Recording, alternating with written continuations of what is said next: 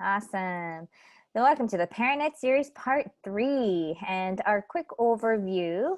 Last time in session 2, we talked about our shift starting next year, where we're going to be putting in letter grades in place of percentages for grades in PowerSchool.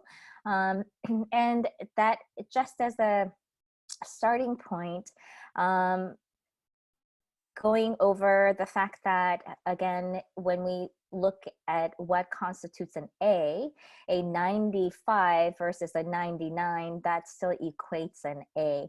And so I had introduced the idea that the counselors only work with letter grades. So I wanted to add on to that and just kind of pull that from last time as a reminder. And you will have more information coming to you about this to clarify what this looks like. But we had a whole session explaining the rationale behind that, and as a step, moving toward the right direction and getting students and parents to understand that we would really love to focus on learning and the fact that students are being measured against standards, not against each other. So I want to put a reminder on there about that. That's going to be happening starting next year. And then we're going to have our lovely college counselors who are going to share with us what a midterm report looks like, what a report card looks like, what a transcript looks like, and of course, what the differences are in these documents, just so we can clarify any myths or misunderstandings about them. And then with that, we'll lead into what universities receive from KIS and the function of our school profile. So that's the overview of today. And so now, without further ado, we should most definitely be introducing our 4 KIS College Counselors. Hello, everyone. It's great to have so many parents here for this session. My name is Patrick Cunningham. I'm one of the 4 high school counselors. And yeah, again, it's great to have you all here. We're excited to share this information.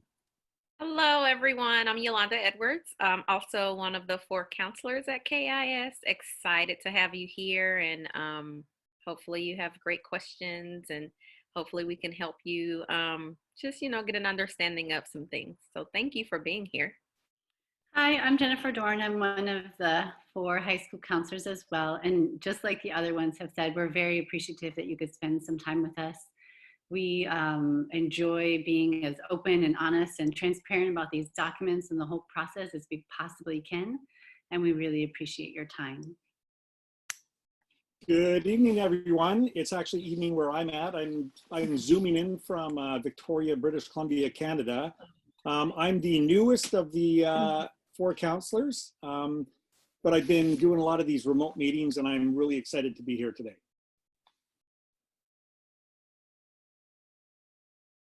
So the first document that we're going to walk through with you all today is our transcript. I think it's a good place to start because this is the document that is like the most official document that we have. And I think Mr. Lavender is going to take over and share a little bit about this important document. Sure. So the probably the most important thing that you need to know about the high school transcript is that it is the only official document that goes to any colleges or universities around the world when students are applying to the colleges. The things that are on our transcript are very similar to other international schools around the world. If you look at, they go from top to bottom, grade 9, 10, 11, 12. If you look at the very top where it says semester 1, and I'll have everyone look at, let's say, English 9. So English 9, semester 1. The thing the colleges are most interested in there are the grades. Okay, so that student got a B-. So they'll look at those individual grades as they go down. Obviously, they weigh them a little more heavily as they get down into grades 11 and 12. But the one thing that's really important to know is that when colleges get this document, the first thing they do is they recalculate the grade point average.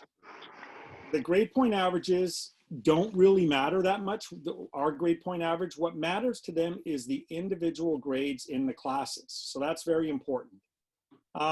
The transcript that you see in front of you now would be a transcript that is sent to the colleges once the student has graduated, okay? So the initial transcript that we send to them would have all the courses in grade 12. Can you kind of circle that?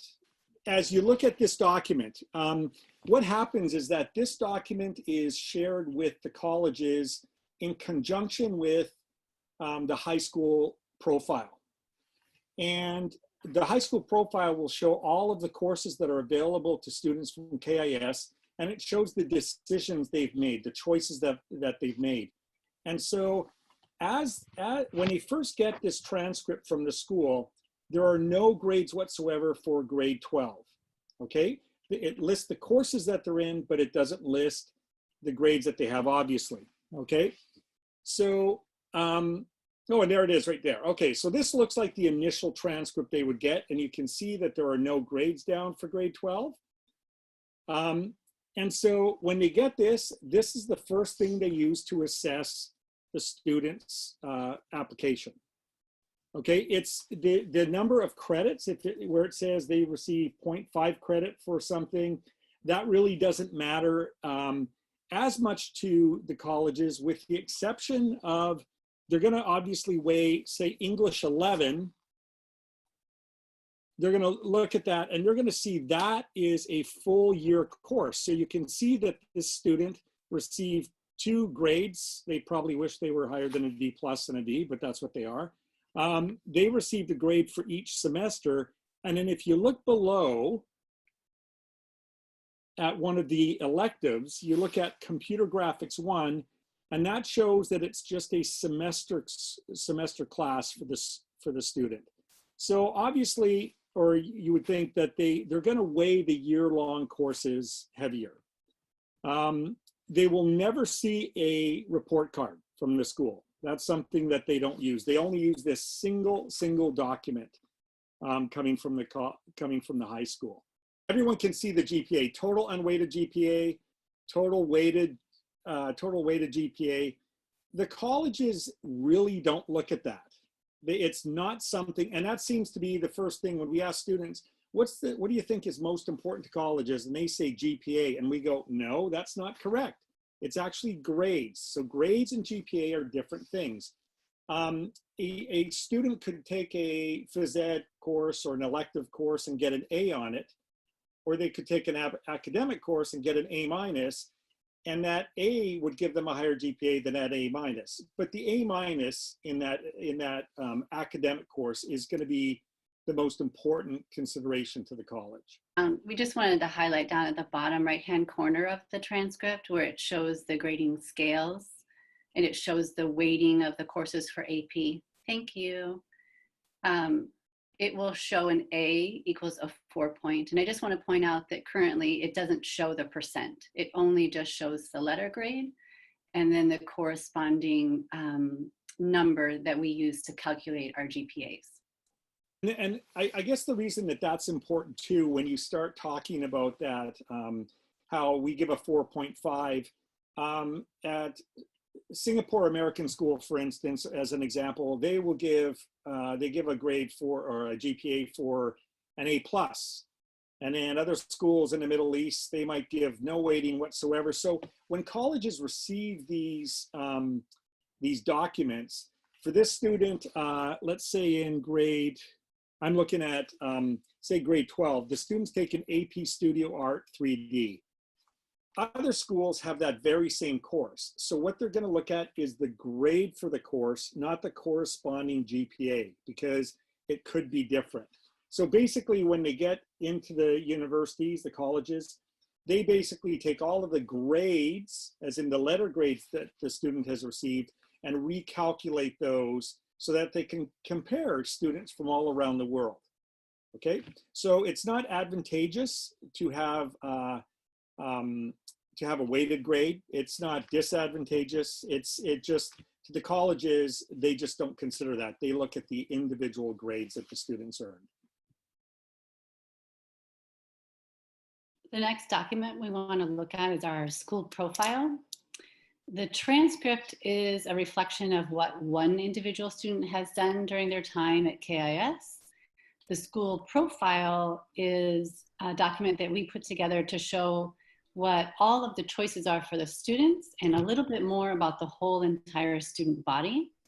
This school profile is sent to every college along with the student's transcript.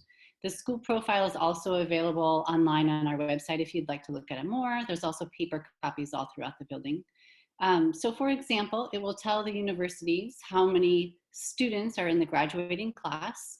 For the year of 2020, this year's seniors, there's 104 seniors and a total high school enrollment of 438. That will let the universities know what kind of learning environment our students are used to. Probably a pretty small classroom and a pretty small and very personalized learning environment. It also, towards the bottom of that front page, talks a little bit about some options for activities, sports, and clubs that the students have to choose from, that they will have also reported on their application. But really the most meaningful in putting the student in context in their academics is what's available on page 2 and 3 on the inside. And we'll look first at the grading part in the middle, the blue column.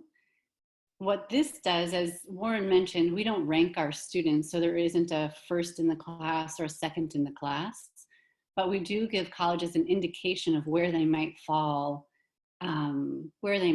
So for example, that top pie chart there, it shows that 29% of this year's graduating class has a cumulative GPA of 4.0 or higher.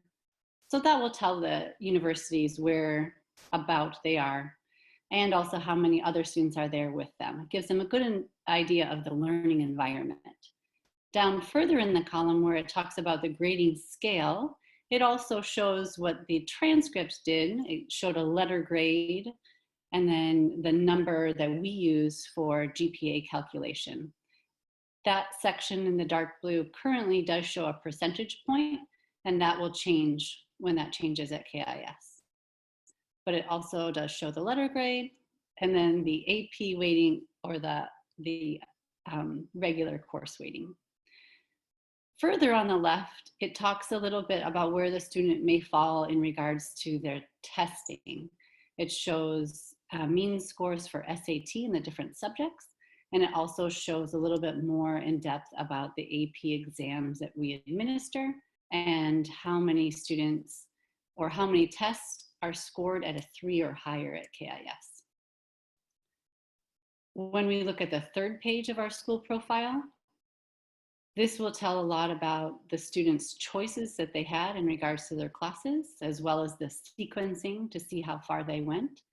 We have our AP classes bolded so colleges can easily see the sequencing and the options for more in-depth learning that our students had. And then on the fourth page of our school profile, we have a listing for where our students have chosen to attend college for the last 4 years. And that will tell a university a good idea of the learning environment and the kind of value that our KIS families and students place on education. And again, this is where students are attending or have the last 4 years of graduating classes have attended. It also shows a couple of college application related policies. And towards the bottom of the paper, it also does show a percentage of the previous year's class that has gone directly from high school to college. And those are pretty important pieces to the universities as they give a good indication of what kind of environment our students are learning in. Next document that we're looking at is the KIS report card. You will see here, this is a copy of a semester 1 high school report card. The main thing that we want to talk about with the report card and the mid-semester report is that these are not used for college and university admissions in any way. These are only used in-house for student learning and feedback. So you know that students get 2 report cards, one at the end of each semester. And then they also get 2 mid-semester reports that gives them information that shows what they can do, how they can progress, what they can work on before they get their report cards. This is something that you are familiar with because these are the things that you get. They look exactly the same as far as the report card and the mid-semester report, except you will see the report card shows S1 and S2 for semester 1 and 2. But on the mid-semester report, it's only showing like the M1 for mid-semester, but they all have the course name, the teacher, the semester or the mid-semester grade, absence, tardies, and teacher comments. So that's the report card and the mid-semester report. They explain what the student is doing, where they are, what they can work on before the semester ends. Like I said, it includes everything, like all the information from the teachers with their comments. But this is what most parents and sometimes the students think that we send to the universities. And so we wanted to make sure that we let you know that this is not the case. When we send documents to universities, they are asking for a transcript, which was the first thing that you saw, and a school profile. We do not send high school report cards or mid-semester reports to universities at all. It is only in-house, used for student learning and feedback. I saw a question pop up in the chat bar that was regarding how important is the school profile? School profile is very important because it helps to provide context for the transcript.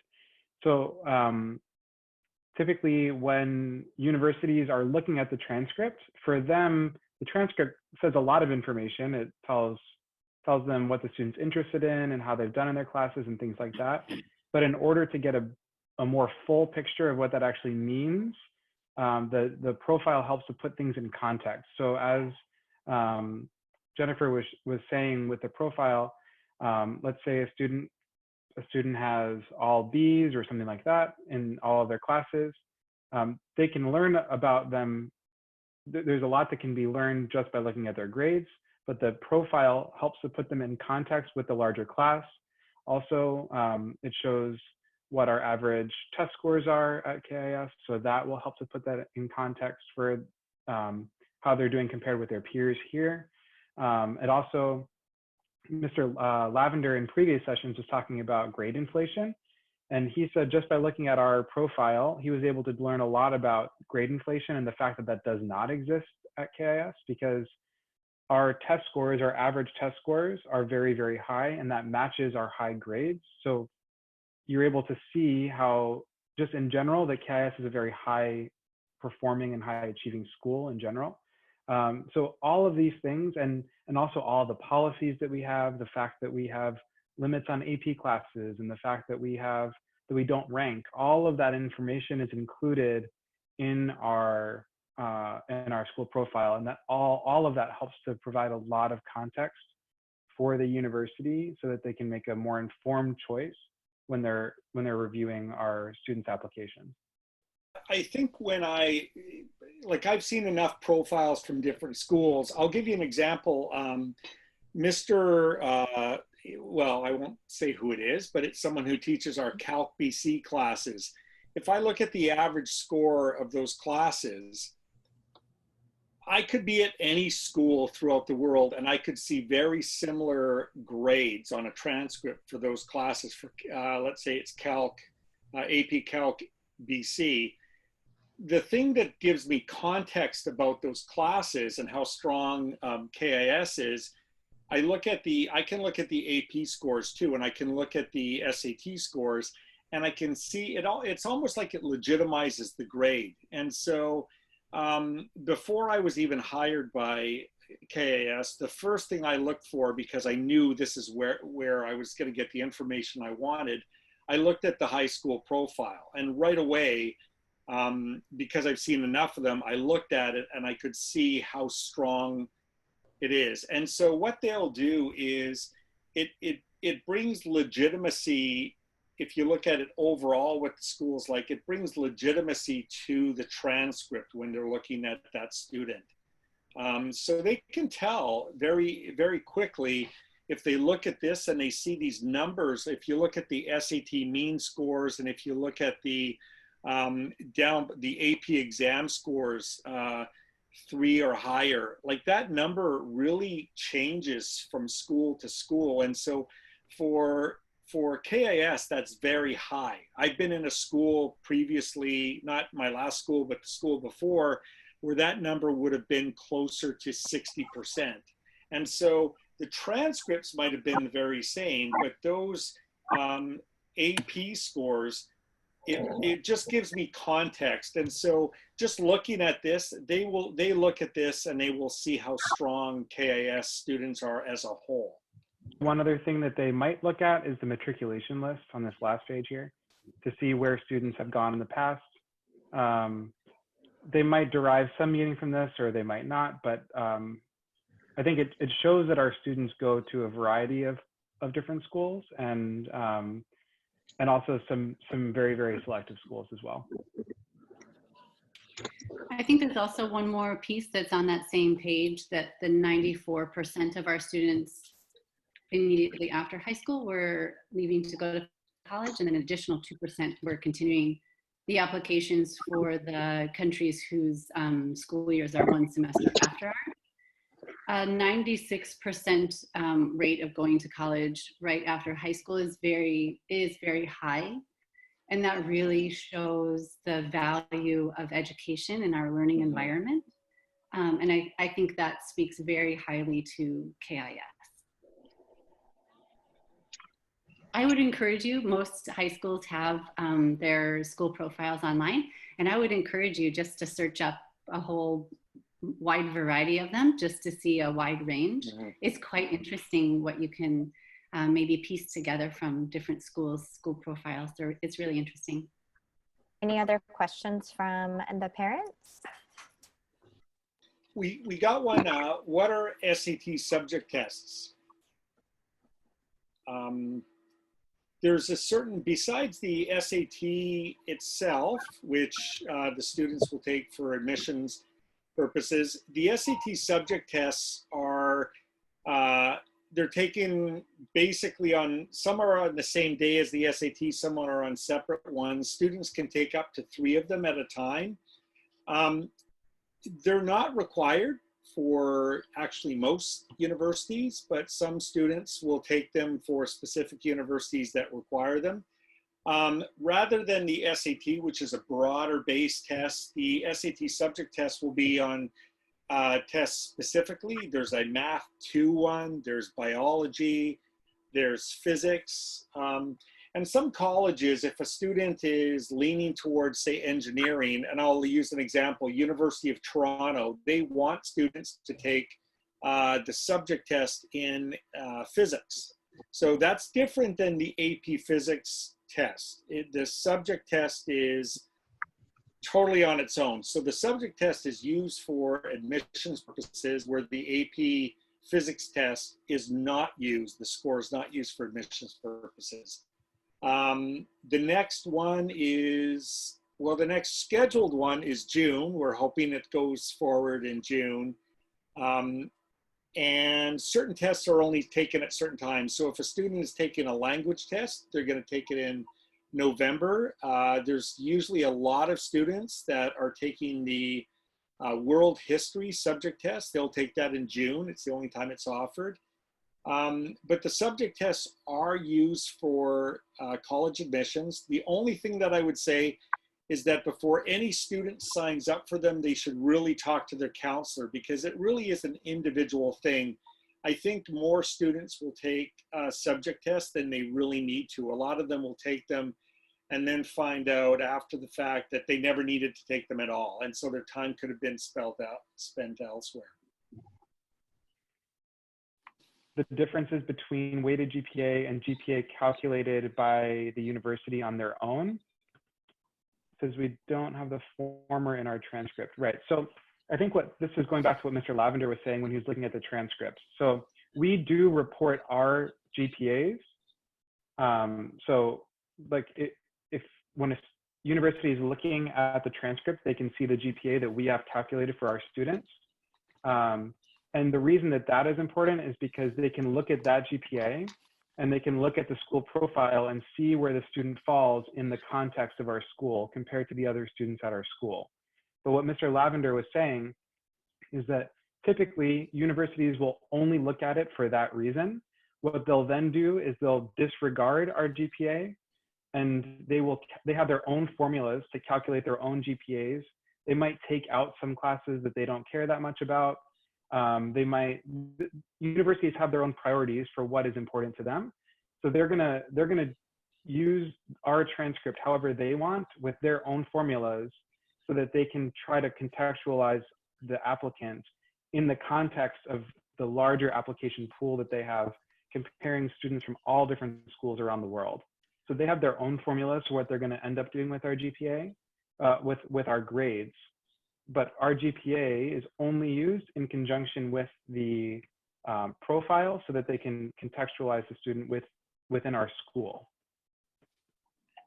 And most of the time, universities don't make that information public, and they might not talk about it, and it might change year to year, and it might depend on a lot of things.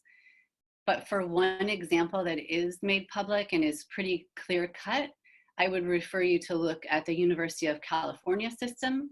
They have a very, very regimented way to look at how many years of English they want, and you can put in your students' grades, how many elective courses, which elective courses, and they use that number that calculates as kind of their base number.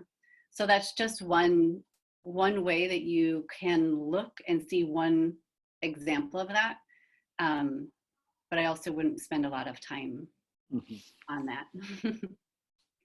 The one thing that KIS doesn't do, and most other internationals are the same, is we don't rank our students. So we don't have top of the class, you're number one, you're number six. And so just this is kind of what the universities use, those quintiles as far as the GPA from here to here, from here to here. As Patrick said, just trying to contextualize what they're like in the school. And so one of the questions we often do get asked is, do you rank the students? You could have a student that was in the middle, totally average within the KIS class, and they would go back to a school in the States or Canada or wherever, and they would be right at the top of the class. So it doesn't really make sense for us to use a ranking system. Also for admissions at US universities, being the top of the class doesn't mean that much, like Mr. Lavender was saying. There's the other parts, the grades and the options and the opportunities that the student were given and what they took advantage of. Those are the things that are really much more meaningful than just how competitive they were with their classmates. There's a question about the shift from letter grades from percentages, and I just want to reiterate, I think it's been said a couple of times before, but college counselors have only ever given the universities letter grades. We do not give the universities percent grades. So the shift of the percentages to the letters will not change the transcripts. And there's one small portion of the school profile on the second page, down at the bottom where the grading scale is written. It does currently have the percentages on it, and that will go away.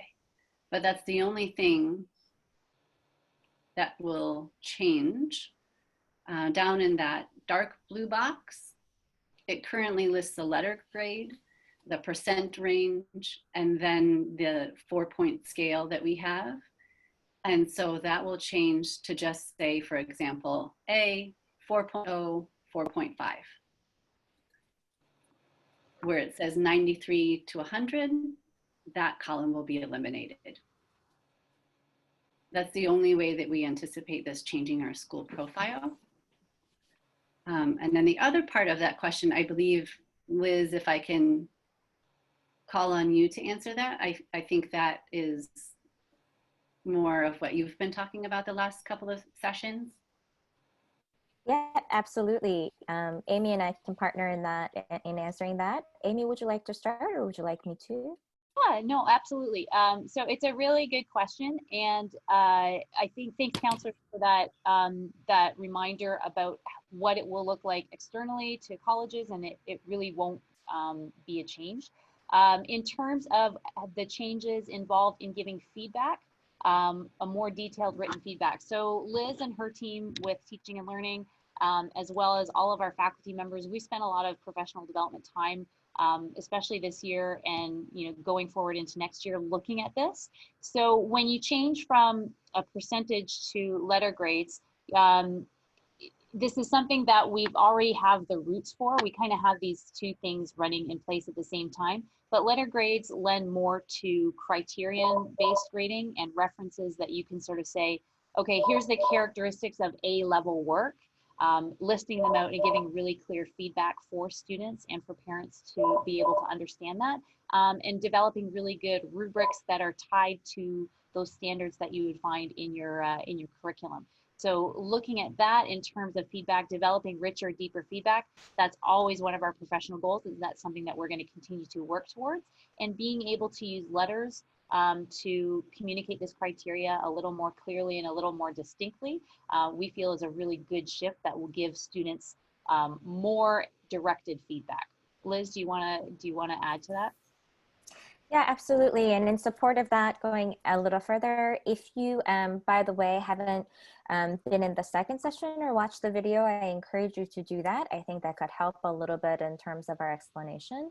And we really want the students and the teachers really to get away from our very traditional habit of saying, oh, if I could have just had that 0.1 more percent. Right? So that is not necessarily precise feedback in terms of how the student is doing. They're just, what we would refer to as, kind of just grade grubbing, right? Trying all that they can to get there, and, trying to get that one extra point and speaking in terms of that versus really talking about, oh, I see, when it comes to a critical deconstruction of a text, for example, and applying that in use to a real life situation that I'm expected to do, that I'm being asked to do, that the standard outlines that I need to grow in depth in doing. We really want them to think about it in those terms and say, oh, I see, I know that I need to do more of X, not I just need to get one more point. Because again, then in practice, we're even looking at teachers' practices of what types of questions and tests that we're giving in order for the student to learn and to ensure that our learning targets and the standards that we're going for mastery in are clearly communicated with the students. So it's a full process, not just saying we're just changing how we put the grades in, but there's a greater purpose for that, which is to improve learning and communication between the learner and the teacher. And I think to emphasize your point, Liz, what you said about trying to get that extra 0.1% or that extra 0.5%, helping students and parents to understand it's never been about that extra 0.1 or that extra 0.5%. It's been about the quality of the work and the characteristics of the work that the students are able to show. So helping take some of that pressure off students and not fixating on that numerical value. I can just do a really quick recap of just these different forms, purposes, and let's make sure that we're all on the same page with this recap. If you can see, we had our amazing counselors. Thank you so much. And just to make it very clear to you, our transcripts audience is colleges and universities, and it is sent in tandem with the KIS school profile. Yeah. So counselors, give me a thumbs up before I get on this one. Our messaging is clear. Yeah, awesome. And then our mid-semester reports audience, students and parents, and what it does, the purpose is to give in-house feedback of where the student is in that exact time, right? So that's also another internal document. And then our report card, the audience, again, is students and parents, and the purpose is the in-house feedback of student learning. And those are reports that differ from a transcript. So Everybody, thank you so much for being here and have a wonderful, wonderful day. Bye, everyone.